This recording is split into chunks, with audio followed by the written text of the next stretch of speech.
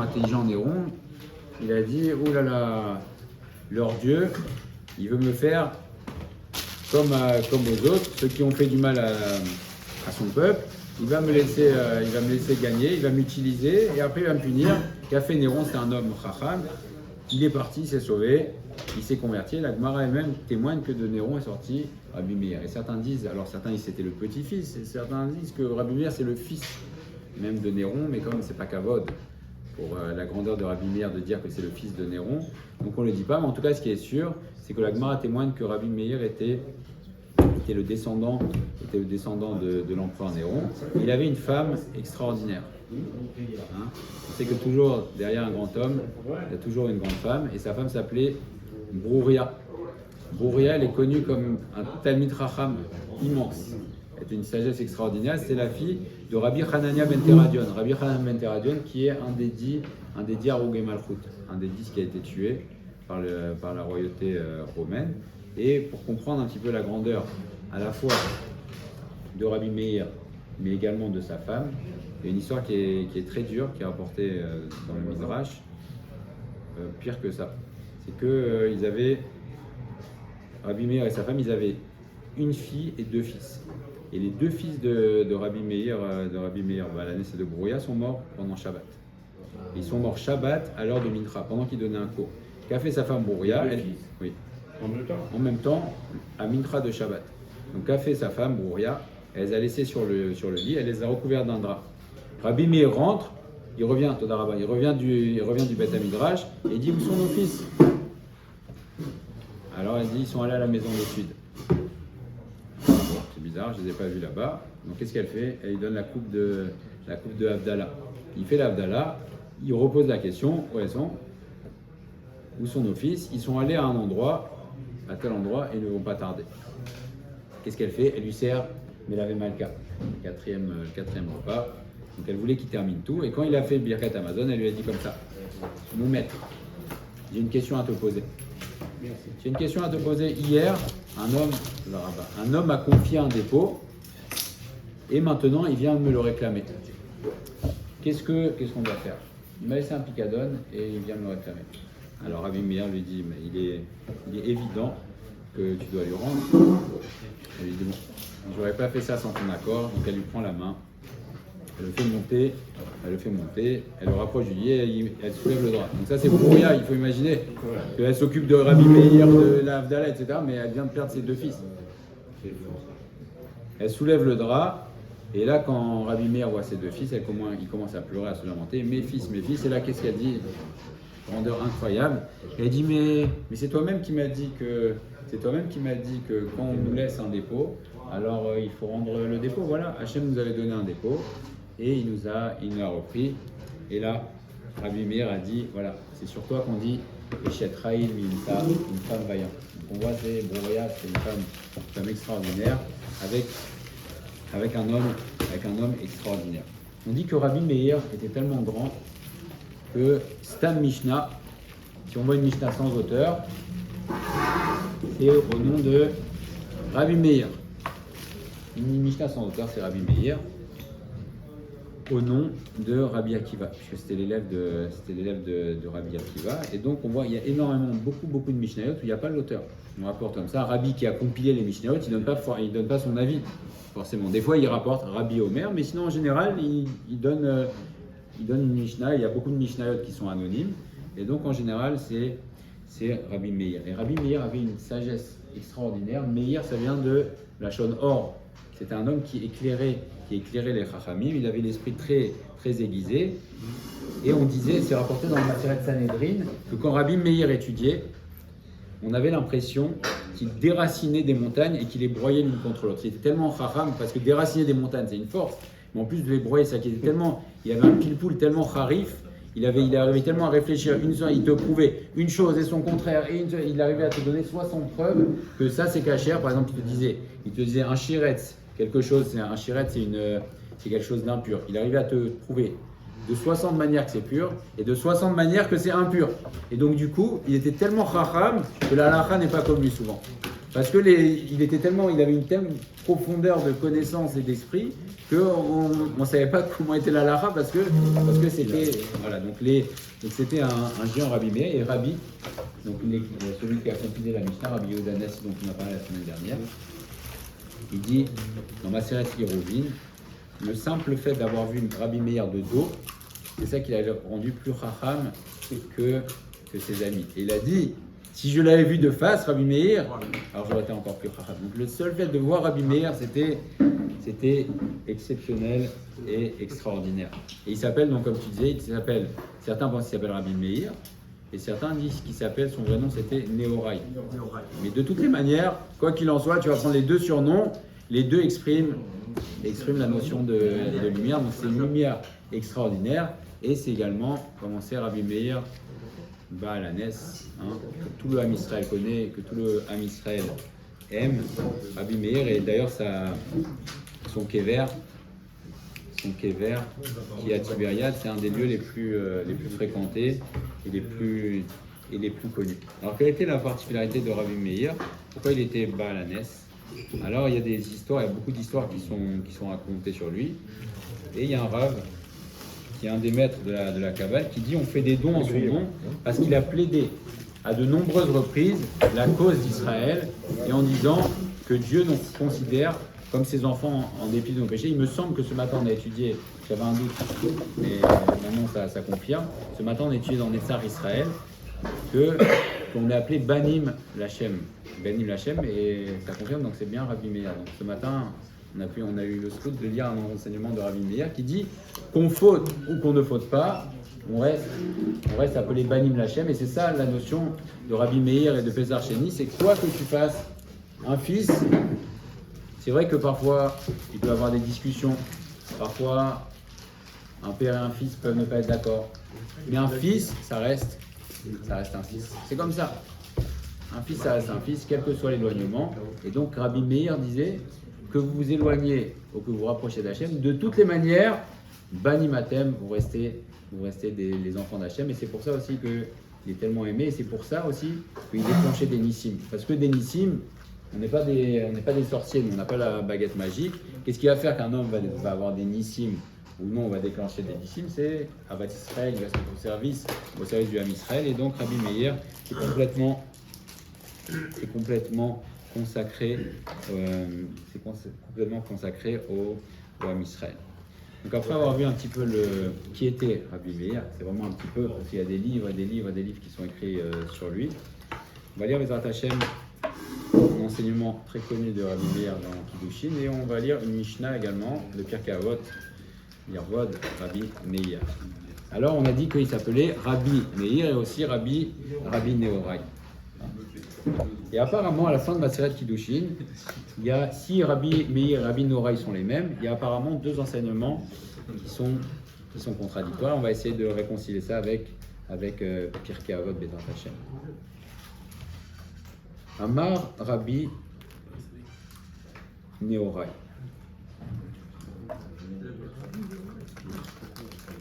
Voilà. Rabbi Nehorai Omer. Donc apparemment, c'est Rabbi Meir. Mania Hani Kol Umanut Sheba Olam. Je délaisse toutes les activités du monde, le travail. Ve'eni melamed et béni et la Torah. Je n'apprends à mon fils que la Torah. Sh'adam ochel misrara ba'olam hazeh ve'akeren kayemet lo le'olam haba. Parce que la Torah, c'est le meilleur investissement. Tu touches le salaire ici et tu touches aussi le salaire là-bas. D'autre part, Véchar Kol Umanut, et déjà à l'époque, Rabbi Meir nous dit, Rabbi Nehorai, tous les autres travaux, c'est pas pareil. Pourquoi? Parce quand un homme tombe malade, ou quand il devient âgé, ou bien il va avoir des épreuves, et il ne peut pas travailler. Aré ou Med Barav, ça ne lui servira à rien. Et s'il n'a plus de possibilité de travail, alors à ce moment-là, il va être affamé, il n'arrivera pas à s'en sortir. Mais la Torah, et Naken, la Torah c'est pas pareil, et là, Meshamarto Mikolra, la Torah le garde de tout mal, Benaruto, dans sa jeunesse, la Torah ça protège, on dit que c'est rapporté dans Maseret Sota, que la Torah c'est supérieur à la mitzvah parce que la Torah elle protège au moment où l'étudie et après l'étude. La mitzvah, ça nous protège. On dit que shaliach mitzvah, shlochei mitzvot, enan nizokin, ceux qui vont faire une mitzvah, ils sont protégés à l'aller et au retour. Mais après ça, la mitzvah, elle ne protège pas plus. La Torah, elle protège l'homme, et elle protège l'homme dans sa jeunesse. Venotanet lo acharit, elle lui donne un avenir, vetikva et un espoir, beziknuto. Alors d'où on sait, bino haruto, dans sa jeunesse, c'est marqué, vekave Hashem yachadifu koar, ceux qui espèrent en Kadosh Baruch Hu, leur force va se renforcer. Beziknuto, et dans sa période plus âgée, c'est marqué, od yenuvum veseva, et c'est rapporté à propos de Avraham Avinu, ve Avraham zaken, baba yamim. Zaken, c'est vrai qu'il était âgé, mais Zaken, c'est notre icône, la contraction de Zé Kana Chorma. Donc Avraham Avinu était un très grand chacham, bien sûr, et c'est marqué V'Hashem Berach et Avraham. Il a eu une bracha dans tout Avraham Avinu, et Avraham Avinu a fait toute la Torah. Donc on voit que la Torah, la différence, nous dit Rabbi Nehorai, il dit c'est le meilleur investissement. La Torah, ça nous protège dans la jeunesse et dans la vieillesse. C'est aussi, ça te donne la wacha, baolamazé ou baolamaba. Donc Rabbi Nehorai dit, moi, je fais le choix pour mes enfants, je délaisse tout. Ouais, parce que s'ils sont tzaddik, ils vont avoir de l'argent automatiquement, il n'a pas besoin de les laisser. Et s'ils sont rachats, c'est quand il va pas les aider avec son argent. C'est vrai, effectivement. Ces élèves lui ont posé la question, il a donné exactement ça.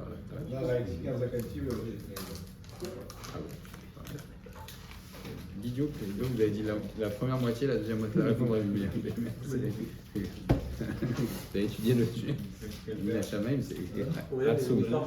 Dania, Rabbi Meir. Alors Rabbi Meir nous dit deux choses.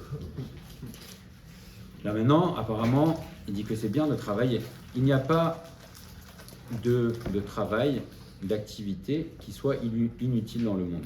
Mais heureux est l'homme qui voit ses parents dans un Umanout, Meoula, dans un travail agréable, et dommage pour celui qui va voir ses parents dans un travail plus méprisable. Donc déjà, il nous dit qu'il faut travailler. Et Rabbi Meir continue à nous parler et nous dit qu'un homme doit apprendre à son fils, voilà, Rabbi Meir, nous dit qu'un homme doit apprendre à son fils, Léolam, doit apprendre à son fils un travail facile et propre. Alors facile et propre, c'est un travail facile pour lui, et propre aussi, où il va bien gagner sa vie et honnêtement sa vie. Comment? Par exemple. Voilà. Léolam, il mad Adam, livno ou manut leki avekala, un travail propre, pas de magouille, vekala, facile. Vivakesh rachamim, et là il fait des tfilotes, les misha osher ve'anechassim shelo, il demande à Kadosh Baruch Hu, c'est au propriétaire, c'est lui qui a l'argent. Chez En Aniut Mina Umanut, et ça c'est tellement vrai, c'est pas la pauvreté, c'est pas le travail qui entraîne la pauvreté. Il y a des gens qui ont des activités très simples et qui sont très riches. En Ashirut Mina Umanut, et il y a des gens qui ont des très bons diplômes et qui gagnent pas du tout leur vie. Et là, les Mishao cherchent l'eau chez Neymar, mais d'où vient la Parnassa? Les Mishao cherchent l'eau de celui qui est le propriétaire de l'argent, puisque Akadosh Baruch Hu dit lui-même à son propos, Li Akesef, Veli Azahav, Neum Hashem Sevakot, l'argent est à moi, Neum Hashem Sevakot. Donc apparemment, on a un Rabbi Meir et un Rabbi Nehorai qui sont les mêmes et qui nous disent deux choses différentes. Je laisse toutes les activités du monde et d'un autre côté, on te dit non, tu dois apprendre à ton enfant. Alors on travaille pas, on apprend pas. Et une Mishnah. Comment? Pendant 6 jours, tu travailleras. C'est quand même une injonction de travailler. C'est pas travailler, c'est faire des melachot. Tu vas apprendre de faire des melachot. Et après le 7e jour, tu te reposeras des melachot. Donc on ne parle pas du fait de travailler, enfin du fait de faire des melachot, cuire, etc. Chez Slamim, tu es à ce melachot, et le 7e jour, tu ne travailleras pas, donc tu t'abstiendras de faire les melachot du Mishkan. Néanmoins, il y a cette marloquette, Rabbi Shimon Bar Yochai et Rabbi Ishmael aussi, c'est marqué Ve'asafta deganecha. C'est ça le pasouk, la source de la marloquette, c'est marqué Ve'asafta deganecha. Donc là, on voit de là que oui, la Torah nous dit de travailler. Rabbi Meir Omer. Pirkei Avot, Eve Memaet Baesek. Diminue ton activité. Va à Sok Batorah et investis-toi dans la Torah. Ve'eve Shfal Roar Bifne Kol Adam, et sois humble devant tout homme. Ve'im Batalta Mina Torah, et si tu es Batel Mina Torah, c'est-à-dire que tu as commencé à délaisser la Torah, tu as la possibilité d'étudier, tu n'y étudies pas. Yesh Lecha Batali Marbe Kenegdecha. Tu vas avoir beaucoup d'empêchements qui vont venir. Si tu es rentré dans le Bitul Torah, alors tu vas voir qu'il y a beaucoup de choses qui finalement vont venir et vont t'empêcher d'étudier. Ve'im Amalta Batorah, et si tu t'es investi dans la Torah, Yesh Sra Rabbe Iten Lecha, il y a un très grand salaire qui t'est réservé. Alors de quoi on parle? Eve Memaet Be'esek. On nous recommande Eve Memaet Be'eskecha. Pourquoi? Pour libérer du temps pour étudier la Torah. Et si on n'étudie pas, alors il y a beaucoup d'exemples qui sont rapportés. On voit qu'une personne qui va commencer à délaisser la Torah, il va se retrouver très souvent emporté finalement contre son gré. Il va se retrouver emporté contre son gré par des activités, toutes sortes de sollicitations, etc. On te dit, si tu commences à faire du Bitul Torah, alors tu vas certainement te retrouver emporté et tu auras beaucoup de choses qui vont venir t'empêcher d'étudier. La tridecha velikzol azmanecha. Ça va venir te voler ton temps. Et on sait que des fois, on veut faire des choses. S'il y a la bracha, tu vas faire 100 choses en une heure. Et s'il n'y a pas la bracha, tu peux faire une chose et ça tourne en rond, et ça tourne en rond, et ça tourne en rond. Et c'est des choses toutes bêtes. Tu vas appeler quelqu'un, par exemple. Si tu as la bracha, tu appelles, il te répond, oui, il va dire ok, tout de suite, il n'y a pas de problème. S'il dit il n'y a pas la bracha, tu peux appeler 100 fois et il n'est pas là, il va te dire non, j'ai pas le temps, etc. C'est quoi la différence? Et là, on voit que tu peux te faire voler ton temps, alors que si c'est décider que ça va être ça va venir, ou une place, des choses tout bêtes. Des fois, tu tournes, tu vas à la bracha, tac, tu tombes sur la place. Qu'est-ce qui s'est passé? Dans l'un, tu as gagné 10 minutes, dans l'autre, tu as perdu 10 minutes. Et c'est ça qui va faire la différence. C'est imbatalta mina Torah. Si tu commences à faire bitul Torah, etc., tu perds ton temps, alors il va y avoir beaucoup de choses qui vont faire que tu vas perdre ton temps. Et ve'im amalta batorah, et c'est la suite de la Mishnah. Si tu t'es occupé de Torah, alors tu auras un très grand srout, c'est-à-dire al tiddag al milut sorkecha. Et là, ça rejoint ce que nous disait Rabbi Meir, Rabbi Noach. Ne t'inquiète pas sur le fait que tes besoins vont être remplis. Ki yesh la kadosh baruch hu shefa gadol shel bracha v'atzlacha. Ne t'inquiète pas. Akadosh Baruch Hu, il a un shefa gadol, il a tout. Il peut donner bracha v'atzlacha, ishloach lecha pour t'envoyer et pour satisfaire tous tes besoins, pour que tu sois libre pour étudier la Torah. Si tu décides de libérer du temps et d'être assis à Torah, alors ne t'inquiète pas, il n'y a aucun problème. Akadosh Baruch Hu, il va te donner bracha v'atzlacha pour être libre pour étudier la Torah. Et ça, c'est à part. Akadosh Baruch Hu est généreux. Quand en général quelqu'un tu lui donnes une avance sur salaire, alors qu'est-ce qui se passe? Si à la fin du mois il vient te voir, il te demande ton salaire, tu vas dire ok, alors tu devais avoir 2000 shekels, je t'ai donné 1000 d'avance, je vais te donner 1000. Akadosh Baruch Hu, il n'est pas comme ça. Akadosh Baruch Hu, il te donne, et ce qu'il y a pour le Olam Haba, il le garde. Donc ce ne sont pas des avances sur salaire, tout est gardé, et c'est ce qu'Akadosh Baruch Hu a dit à Yeshua, Lo yamu shefer Torah ze mipicha. Si toi, tu étudies, alors la suite du pasuk, qui astasliach et de'achecha ve'astaskin. Alors tu vas réussir. Alors à quoi ça ressemble le mashal? C'est un mashal donné par Rabbeinu Yonah dans son commentaire sur Pirkei Avot. Ça ressemble à un roi. Un roi qui veut récompenser quelqu'un. Si le roi va nommer quelqu'un pour aller dans les trésors et récompenser une personne, et bien le shaliach, l'envoyé, il va jamais donner autant et de la même manière que le roi. Pourquoi? Parce qu'il va toujours avoir une réticence. Il n'a pas la même possibilité de donner que le roi.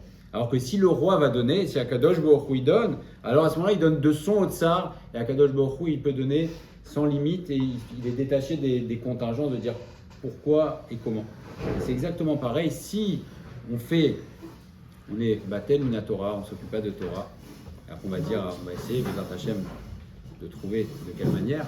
Mais en tout cas, si on ne s'occupe pas de Torah et on ne s'investit pas dans la Torah, et c'est-à-dire qu'on va se mettre entre les mains des shlichim, des envoyés d'Akadosh Baruch Hu, alors ça va être comme quelqu'un qui va aller voir l'envoyé du roi, et l'envoyé du roi, il va lui donner, mais selon ses possibilités à lui, parce qu'il ne connaît pas vraiment ce que veut le roi. Mais si on va faire confiance au roi, et on va vraiment s'investir dans ce que nous demande le roi, alors à ce moment-là, c'est le roi lui-même qui va nous donner la bracha, et on sait que quand le roi donne, la fameuse histoire du roi du Maroc qui avait fait un chèque de 10 000 ou 100 000 dollars à un petit enfant qui faisait sa bar mitzvah. Monsieur le roi, je ne suis pas venu pour ça. Il dit, mais écoute, il faut que tu comprennes. Moi, je ne peux pas te donner 100 dollars, c'est pas possible. Je suis le roi du Maroc. Si je suis le roi, il faut que je te donne 100 000. Il faut que ce soit relatif à ma stature.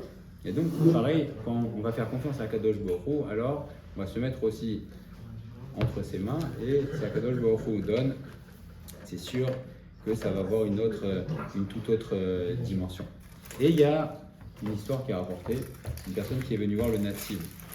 Nativ, c'était un homme qui était très riche, qui avait une très grande atzlacha dans les affaires. Et il vient voir le Nativ, et donc on voit que les Gdolim d'ailleurs ils sont consultés pour toutes sortes de choses, et il commence à épancher son cœur devant le Nativ.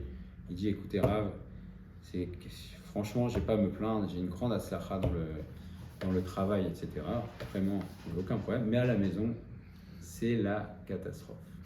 C'est la catastrophe. Je rentre, j'ai l'impression que dehors je suis très bien, à la maison, j'ai l'impression d'être le dernier des derniers. Ma femme ne me respecte pas, elle me crie dessus tout le temps, c'est une catastrophe, je ne trouve pas grâce à ses yeux, c'est terrible et catastrophique, et j'ai l'impression d'être tafel ve'alou, vraiment inutile à la maison, et je ne m'en sors pas, et ça me casse, je n'arrive pas à m'en sortir. Alors, le Gaon, un natif, lui a dit, explique-moi ce que tu fais, raconte-moi ta journée. Alors il dit, écoutez, Rav, je suis un grand homme d'affaires, donc voilà, ça me prend énormément de temps, c'est vrai que je suis très absorbé par les affaires, quasiment du matin au soir, voilà, je travaille, etc. J'ai beaucoup de coups de fil, en tout cas de personnes qui viennent me consulter, je signe beaucoup de contrats, etc. Et ça me prend énormément de temps. Et il lui dit, d'accord, très bien, et est-ce que tu fixes des moments de Torah? Il dit, écoutez Rav, honnêtement, non, je ne fixe pas des heures de Torah. Alors le Rav, le natif, lui a dit, je vais te donner un conseil, mais ce conseil-là, tu vas le suivre, non pas l'oracle Latset Yedechova, pas juste pour t'acquitter, mais tu dois le faire mitor regesh neeman ou masur leava velechavod leoto adavar.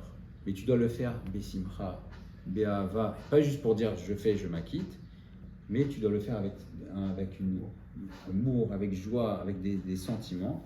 Et il dit si tu fais comme ça, alors je te garantis, le natif qui dit, je te garantis que tu vas voir la slacha que tu vas avoir, pas que dans les affaires, mais à la maison, et tu vas voir que ta vie va changer.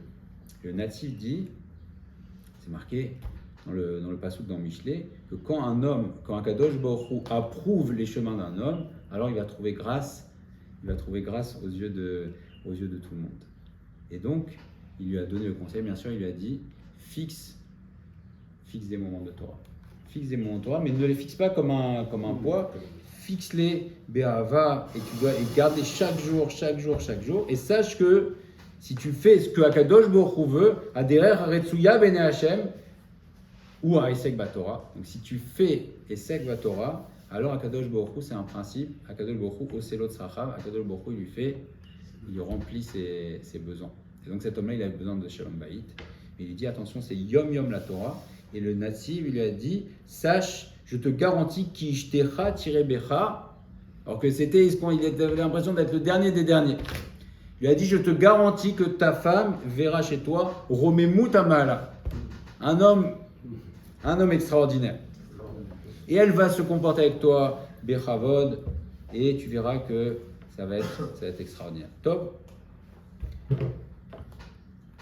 L'histoire s'arrête là. Les années ont passé. Le natif est niftar. Et cet homme-là rencontre un jour le fils du natif de Vologine, Yisrono Bercha, qui s'appelait le Rav Chaim Berlin. Et il lui a raconté le conseil que lui avait donné son père, donc le père du Rav Berlin. Et ce conseil à Mok, il a dit, je l'ai appliqué à l'Achal et Maaseh. J'ai fixé mon Torah et je l'ai fait Bessimpra. Et il dit, vous ne pouvez pas savoir, comme le conseil de votre père a marché, les hâtes, il y a eu un Shalom Bayit et aussi mon foyer s'est construit, Beruach Torah et Mitzvah. Et cet homme-là qui est resté en plus et qui a conservé sa bracha et sa richesse, il a pris les mains du Rav Chaim Berlin, le fils du natif de Vologine, et il les a embrassés. Il a dit qui m'ipne regesh avato vetodato à la Gaon, parce que tellement j'ai de la reconnaissance, un sentiment incroyable de reconnaissance envers le Gaon, votre père, alors umechavev et beno bechol riksha ava ve'achiva, alors j'aime son fils par reconnaissance. Donc on voit que le conseil qu'a donné le natif de Vologine, c'est fixe tes moments de Torah, mais pas comme un hall. Fixe-les et prends-les Béhava. Et un homme, il s'en sortait pas. Quel rapport entre Shalom Bayit et le fait de fixer des moments? Quel rapport? C'est Shlomo Ameler qui nous dit, si Akadosh Baruch Hu approuve tes chemins, c'est-à-dire que si tu fais le chemin que te demande Akadosh Baruch Hu, alors à ce moment-là, tu vas trouver grâce. Et même s'il y a des problèmes de Shalom Bayit, c'est pas par magie, c'est qu'Akadosh Baruch Hu, il va donner chen, il va donner bracha vaslacha, parce qu'Akadosh Baruch Hu, il a un shefa infini, il peut donner grâce à quelqu'un, il peut donner la bracha, il peut donner arichut yamim, il peut donner toutes les aslachot, il peut faire que chaque chose que tu vas ouvrir, chaque porte que tu vas ouvrir, tu vas trouver un sourire devant toi. Chaque chose que tu vas faire, tu vas trouver de la aslacha, alors qu'à l'inverse, si une personne ne fait pas le derech, ce que Akadosh Baruch Hu attend, eh bien, il va avoir des portes fermées, etc. Le natif de Vologine, et c'est ça la grandeur des Gdolei Hador, c'est qu'ils ont une vision profonde. Il m'a donné un conseil à moi. Ils ont une vision profonde. Lui, il parle Shalom Bayit. En général, quelqu'un de normal, il va lui dire, bon, écoute, essaye d'être plus gentil avec ta femme, de lui parler. Il lui a dit, dis-moi ce que tu fais, je vais te donner le conseil. Et donc, si on revient au conseil de Rabbi Meir et de Rabbi Nehorai, qui sont la même personne, alors de toutes les manières, on voit que Rabbi Meir nous recommande Benkar ou Benkar, c'est le même conseil. On travaille ou on étudie toute la journée, le conseil c'est réserve du temps pour ton étude et que ton étude ne soit pas pour toi un rôle, ne soit pas un joug, mais au contraire que ton étude ce soit un moment privilégié, un moment de simcha et que tu fasses Be'ahava. Et certains mefarshim résolvent aussi pas le problème, mais en tout cas l'apparente contradiction, c'est si un enfant a les capacités, alors Rabbi Nehorai dit que Rabbi Meir dit que alors à ce moment-là effectivement c'est bien de le consacrer à la Torah parce que c'est certainement, ça peut devenir une lumière dans l'âme Israël. Et sinon, c'est comme la marloquette Rabbi Ishmael et Rabbi Shimon Bar Yochai. Sinon, à ce moment-là, effectivement, apprendre, on a aussi une responsabilité d'apprendre à nos enfants un travail facile, un travail propre, Bezrat Hashem, et s'y mettent aussi dans leur travail de la Torah et faire être asukim batorah, et c'est parashat Hashavua, parashat Beruchotai, im Beruchotai telechu, imatem amelim batorah. Donc si on investit, si on fixe les moments qu'on travaille ou qu'on ne travaille pas, mais fixer des moments et le faire be'ava, alors à ce moment-là on peut compter sur le propriétaire du trésor de Shefa, bracha vaslacha, et pas uniquement de bracha matérielle, c'est aussi une bracha spirituelle. Et Akadosh Baruch Hu, se rappeler que Akadosh Baruch Hu, il donne Baolam Hazé, et ça n'entame en rien aussi on a Bezrat Hashem, Baolam Haba. Alors, le Bisrout de Rabbi Meir, qu'on s'imprègne de ses enseignements. Et c'est bien aujourd'hui d'allumer une bougie. Yervod, Rabbi Meir Balanès, et de faire des filotes. Et Bezrat Hashem, qu'on voit toutes les Yeshua.